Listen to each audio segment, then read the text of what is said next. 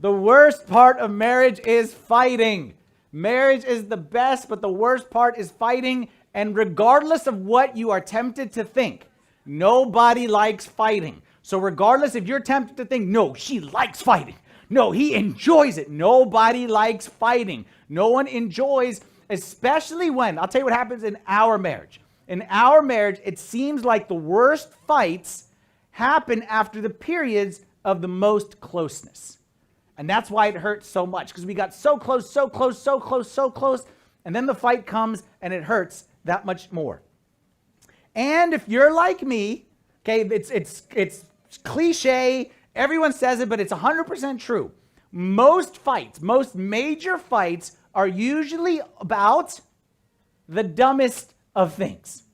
Raise your hand, like Danny said, we're a raise your hand kind of a church. Raise your hand if you can remember having a major fight over the dumbest thing imaginable. Raise your hand. Okay, raise your hand if you can remember having a major fight, and at the end of it, or at one point in the discussion, you didn't even know what the fight was about. Raise your hand. Okay, now raise your hand if that happened this morning. Anyone happened this morning? Okay, up, got your hand up. Okay, come see me after this. We'll sit and talk. No one likes to fight, and usually fights are over the dumbest thing. One time, a long time ago, I was talking about marriage and marriage fights. And this is back when I used to be active on social media and Twitter and things like that. So I just put out there on Twitter, and I said, tell me about the dumbest fight you've ever had. So I wanted to do some market research. Tell me about the dumbest fight you ever had. And let me tell you some of the results that people sent me. People got into fights about sleeping with the nightlight, on or off. Temperature of the house. How to eat ribs. I don't know what that means. I don't know. Maybe they're going with the knife and the fork and someone was offended. I don't know, but someone put that. Gets even dumber. How to blow your nose. You would think it's kind of straightforward, like exit out, but apparently not. Where he puts, I shouldn't have said he, but where he puts the towel after he showered. The cap on the toothpaste, which, yeah, I get that one. And then squeezing the bottom would be on there too, on my list. The cabinet doors, okay? The cupboard door, oh yeah, oh yeah. Oh yeah, I agree with that one, the cupboard doors, okay? Someone actually wrote this. Someone actually got into a fight about what is the dumbest fight they ever got into. They got into a fight discussing what's the dumbest fight they ever got into. Another person said they got into a fight about folding socks versus balling the socks. And I'm thinking to myself, what kind of animal folds their socks? Of course you do the ball. You do the thing and you do the thing, and of course it's a little ball, but apparently there's weird people out there. And then my favorite, one priest responded to me. And he said that one time he got a phone call from a couple that was going through some issues, and the phone call went exactly like this. This is what the priest said. This is his words, it's not mine. It's not somewhere in our congregation. He told the priest, I'm ready to walk out of my marriage. I can't take it anymore. And the priest said, what happened? And he said, quote, come see where she put the laundry. Come see where she put the laundry. And that was what caused a fight in their house. I wanted to do more research. So I asked my wife. I said, Marianne, tell me, because she's got a much better memory than me. Okay, I could have a fight yesterday, I won't even remember today. So I said, Marianne, tell me, what was the dumbest fight we ever got into? And she reminded me of a time where we actually, believe me, we actually got into a fight about whether or not we were fighting. Marianne was convinced we were fighting. And I was convinced that everything was fine. And she used her gift, her spiritual gift of persistence, to let me know that she thinks that we're fighting and it's not okay. And I used my spiritual gift of being a jerk to ignore her and go to sleep. And apparently that caused a major fight in our house. The bottom line is every couple fights. Every couple fights. The only couples, you know the only couples that don't fight is the couples that don't care. Is the couples that are checked out.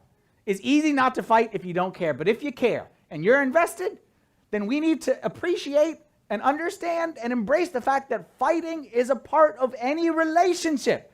It's a part of any relationship, not just marriage. Conflict is going to be there. And our goal is not how to stop fighting. Our goal is not how to not have conflict, because the only way to not have conflict in any relationship is to give up and check out. Our goal is how to fight the right way, how to have healthy conflict. And the bottom line, okay, our main idea for today is this. Healthy couples fight for resolution. Unhealthy couples fight for victory. Healthy couples fight to resolve the issue. Unhealthy couples fight to win. There's a marriage specialist who's written many books. His name is Dr. John Gottman. And he has studied marriages for over 20 years. And he writes in his book, okay, he watches how couples fight. And he writes in his book that he can watch a couple for 5 minutes. What he does is he brings them in and he keeps asking questions until there's a subject that leads to a fight. And he says that he can watch a couple fight for 5 minutes. 5 minutes, watch them argue or some kind of conflict for 5 minutes and predict within 91% accuracy whether or not they will get a divorce. And I believe it. Because there are certain principles that tell the entire story. It's not about what issues cause fights. Every couple has fights. Every relationship has conflict. It's not about whether or not there's fights. It's about when there is, how do we approach it? With a, I gotta win, my way, like win and lose, or a resolution mindset. And that's what he says. And I learned this one time. My wife, Marianne, and I, we went to a conference called Weekend to Remember. Anyone been to Weekend to Remember? Okay, so several people did, but not that many people. Weekend to Remember is a marriage conference that's done all over the country. I highly, highly, highly recommend it. When we were there, we saw an object lesson, an example that made this clear to us, and it was using a salt shaker. This is not salt, but this is Cajun seasoning, but this is all I could find. Okay. Assumingly there's salt somewhere. So unhealthy couples, the way most people approach fighting is this way, is I sit on one side of the table, my wife on the other side of the table, and there's this issue which is represented by this Cajun seasoning salt shaker. And I say, this thing, you did this. And she sit over there and she say, blah, blah, blah, blah, blah, no, you this. And I sit there and say, how dare you accuse me of that? No, this on you. And we go back and forth and back and forth and back and forth. And if that's how the couple is fighting, you will never have success. What they said is, instead of sitting on opposite sides of the table, we're pushing this thing back and forth. What we need to do is, I need to stand over here, grab my wife by the hand, sit here, and say, this is against us. We're on the same team. It's not you or me. It's us. And this thing, whatever this issue is, the towel on the floor, or the socks, or the shoes, or the blow nose, whatever it may be, this thing is attacking us. So together, you and I, we're teammates. We're fighting against this thing. And if you're a sports person, you understand this, that if teammates are fighting with each other, they're fighting the wrong person. Because the enemy, that's exactly what the enemy wants to do. What the enemy wants to do is to get us to fight against each other, to think that our spouse is against us. And what I come to realize, and if you're married, you need to know this, is your spouse, for better or for worse, your spouse, for better or for worse, that's your teammate for life.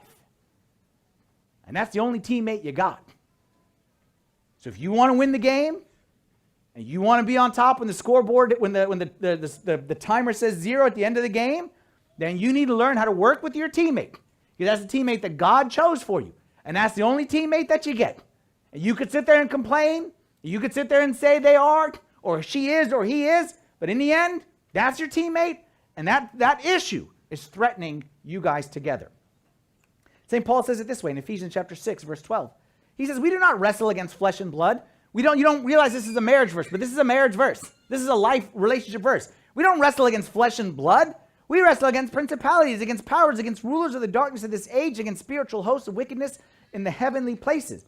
In other words, the couples that are going to make it are the ones that realize we're on the same team. Either we both win or we both lose. But there can be no way, listen carefully, married people, there can be no way that I win or that I win and she loses. And there can be no way that I lose and she wins. There's no way.